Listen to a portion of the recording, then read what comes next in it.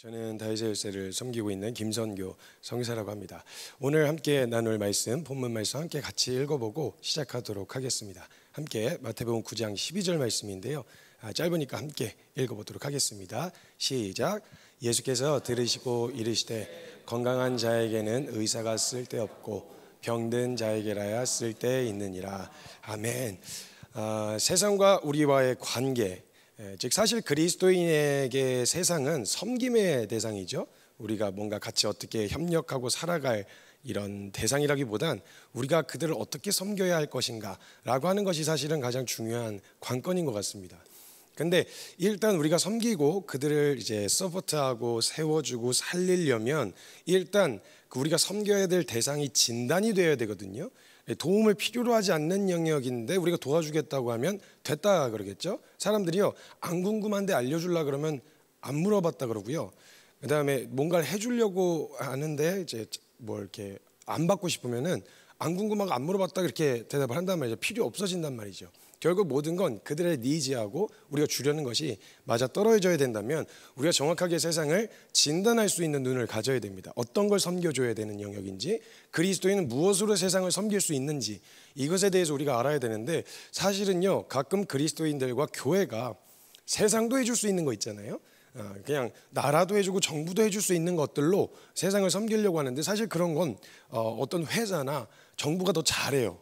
그럼 교회는, 그리고 그리스도인들은 그리스도인만이 교회 많이 해줄 수 있는 걸 줄 수 있어야 하잖아요. 근데 우리가 그 어떤 걸 섬겨야 될지 주와 부가 이렇게 자꾸 바뀌게 되어지는 일들을 많이 경험하게 되어집니다. 제가 한 번은, 사실은 제가 어렸을 때부터 선교사로 헌신해서 살아가는 바람에 제가 좀 밖에 나가고 싶었어요.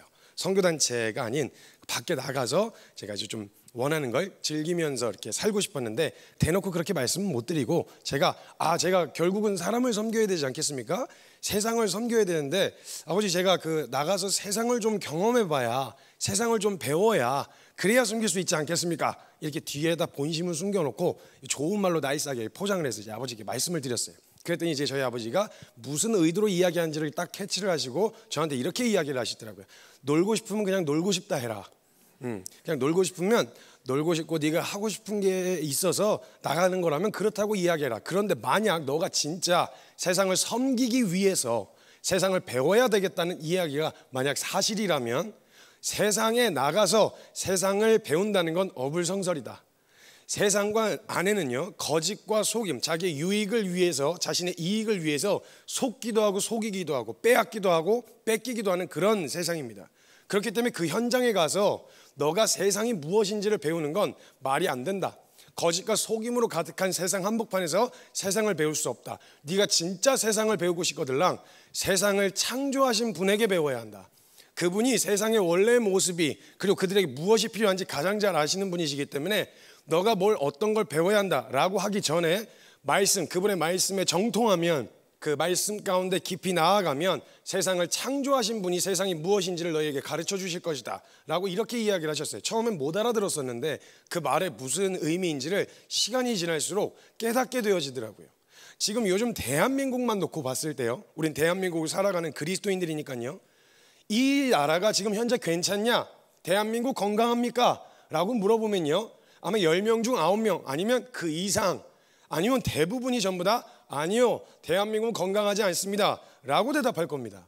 그럼 한국 교회는 건강합니까? 라고 물어보면 10명 중 10명이 아니요, 건강하지 않습니다 라고 대답을 할 겁니다. 그렇다면 우리가 모두가 다 무엇인가가 문제가 있다는 걸 체감하고 있는 상황이라는 겁니다. 뭐가 문제가 있다, 우리가 좀 불행하다, 어렵다, 뭔가 문제가 생겼다라는 것을 인지는 했는데, 제일 중요한 건 문제가 뭔지를 알아야 해결을 할 거 아닙니까? 그럼 우리는 문제가 있다는 건 알았는데 그 문제가 무엇인지에 대해 우리는 정확하게 알고 있냐는 거죠.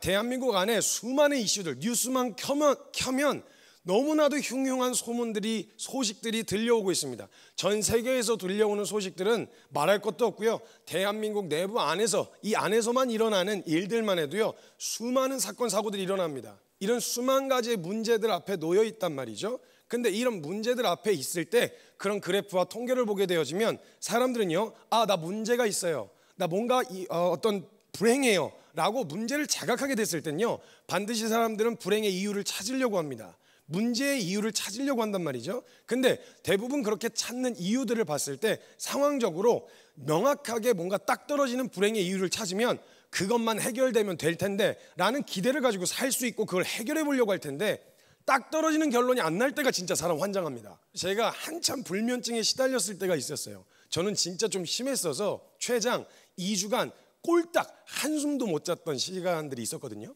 그러면은 제가 이제 그런 문제를 가지고 상담을 받으러 가서, 예전에 상담을 받으러 가서 어떻게 해야 됩니까? 라고 이야기했더니 생각이 너무 많대요.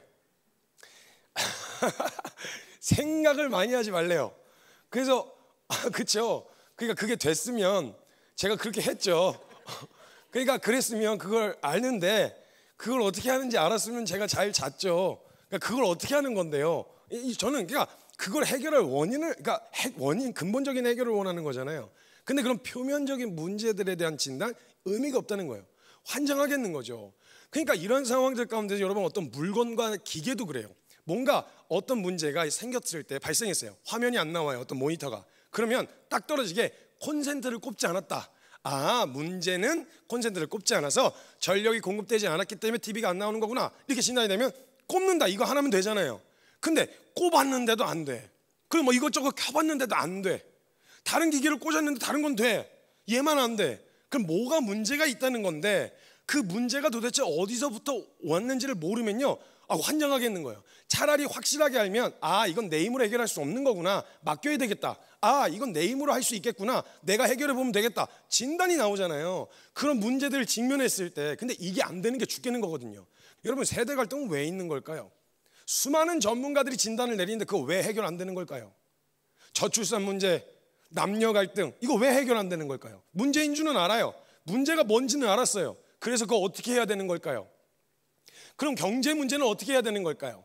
지금 우리가 가지고 있는 그 수많은 문제들, 그래서요, 사람들은 그 문제를 딱 봤을 때 대부분의 경우는 1차원적으로 해결하려고 합니다. 그리스도인들, 많은 그리스도인들과 많은 교회들도 그러해요. 1차원적으로, 아, 배고파, 떡 주면 해결되겠지. 아, 아파, 치료해 주면 되겠지. 근데 희한한 건, 사람이 그 상황을 해결하기 위해서 하나의 문제를 해결하고 나면 연속적으로 그 다음 문제가 발생하게 됩니다. 남녀 간의 갈등이 일어났을 때 여자가 차별을 받았어요. 그래서 해주면 반대로 역차별 소리가 나오게 됩니다.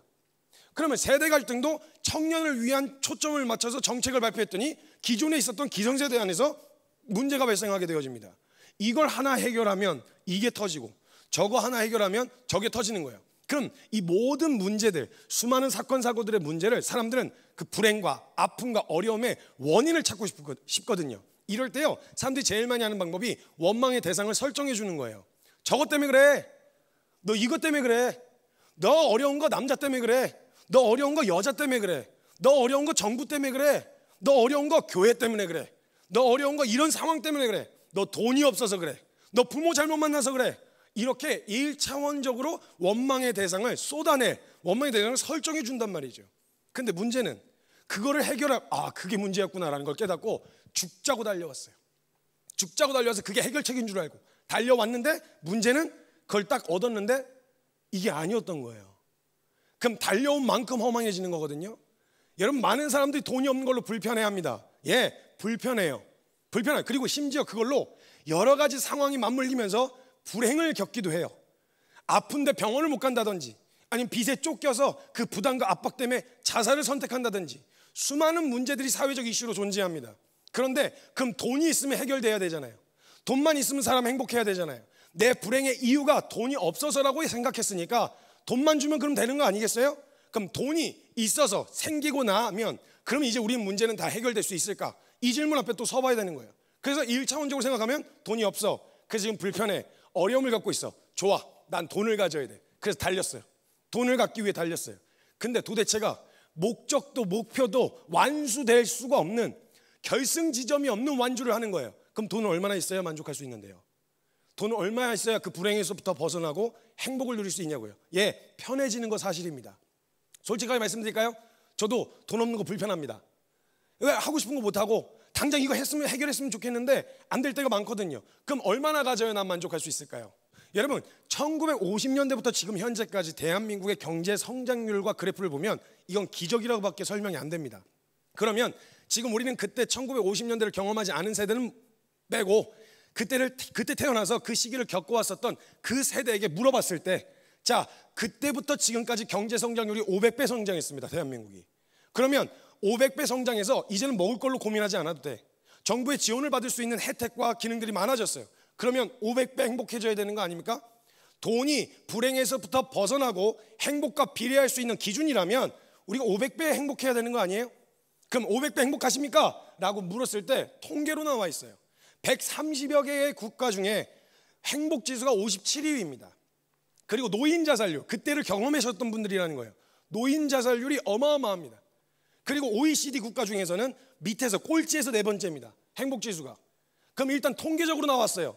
돈이 우리의 불행의 이유도 아니었고 돈이 우리의 행복의 이유도 될 수 없다는 거. 물론 편하고 즐거움과 기쁨을 줄 수는 있습니다. 어느 정도는. 근데 근본적인 해결을 줄 수 없다는 거예요. 다른 이유로 또 어려워질 수밖에 없는 그게 인간이라는 거죠.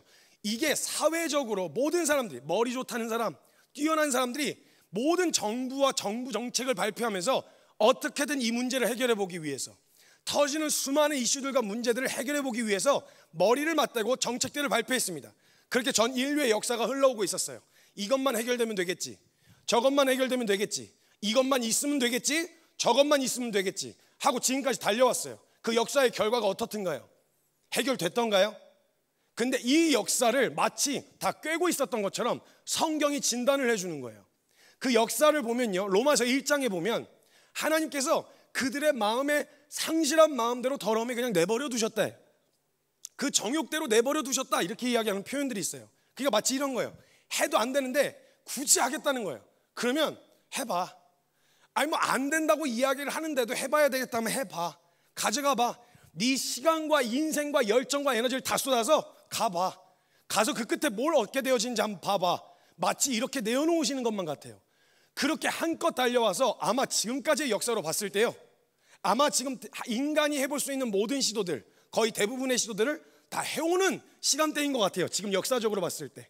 이전에는 돈이 절대적이었어요. 왜냐하면 당장 굶어 죽을 것 같으니까 이것만 해결되면, 그래서 저 돈을 쥐고 있는 저놈들만 해결하면 우리가 함께 행복하게 살 수 있지 않을까. 수많은 정책들이 발표됐지만 역사적으로 지금까지 오는 동안 그래서 더 나아졌다, 그래서 우리가 만족했다, 아니요, 이런 결론을 얻지 못했다는 거예요.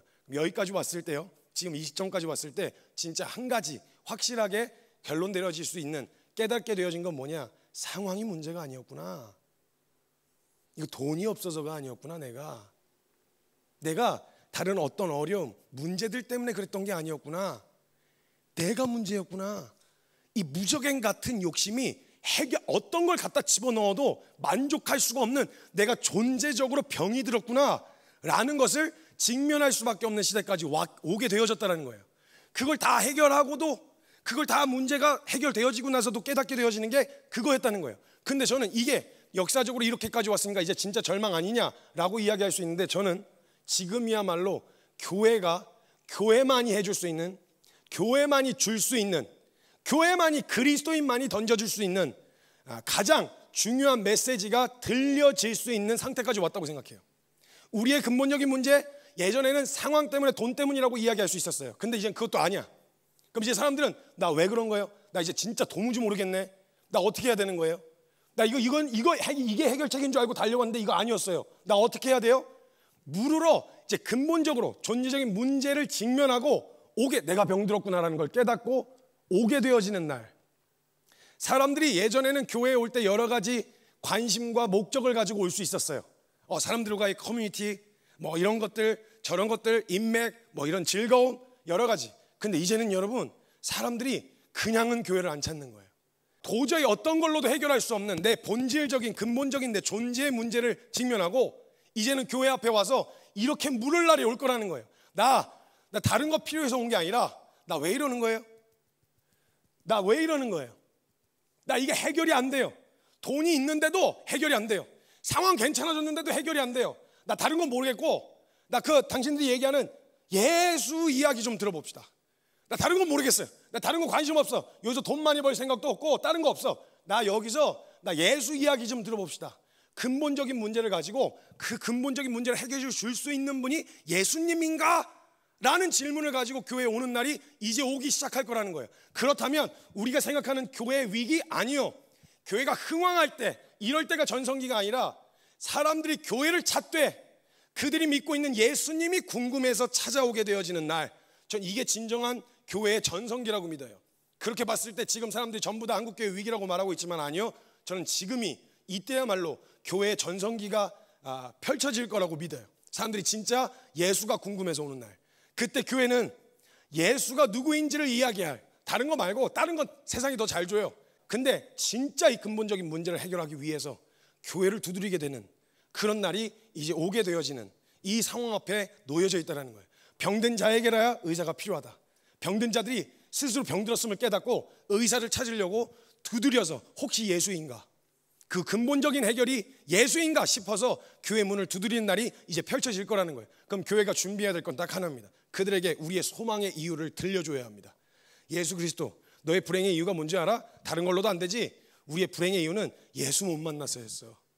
그럼 근본적인 해결이 뭐냐? 우리 예수 만나야 돼. 예수 그리스도 안에 있어야 돼.